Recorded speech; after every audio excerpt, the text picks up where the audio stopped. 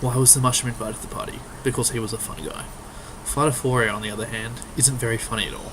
It's a genus of plant pathogenic fungi that affect a wide range of native Australian plants. As an introduced species, it has devastated our natural ecosystems, running havoc on their biodiversity, and destroying agriculture across Australia. Thus, it has been listed as a key threatening process in Schedule 3 of the New South Wales Threatened Species Conservation Act. Hundreds of thousands of hectares in Victoria, Tasmania, and tens of thousands in South Australia are affected with Phytophthora. Its distribution in the southeastern parts of Australia are mainly due to climate, where rainfall is a key factor in influencing its distribution, restricting it to moister regions. Many of these areas are fertile ground and used for agriculture and has destroyed crops of lemon and orange. Through plant splicing and using root stems from more resilient plants, farmers have been able to greatly decrease the pervasiveness of Phytophthora. There are currently no proven methods to prevent the autonomous spread of Phytophthora through its natural propagation methods or through animal and human vectors.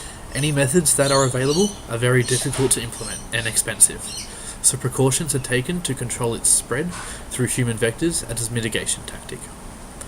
Through prohibiting human access through signage and blocking access to points on roads, tracks and trails that go through infected areas, as well as hygiene methods of cleaning when exiting infected areas, such as cleaning transport vehicles, tools, footwear, and any other items that come into contact with the soil.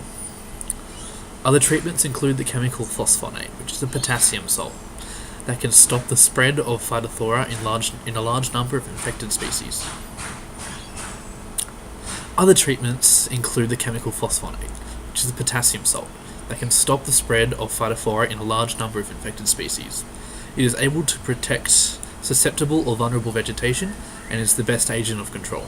It is applied through either foliar spray, soil drench, or a stem injection.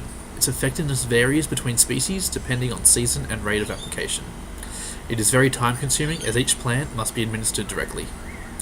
Aerial application can be used on susceptible areas to reduce chance of infection, but the difference in amount of application to be helpful or toxic is very small, so it isn't widely used.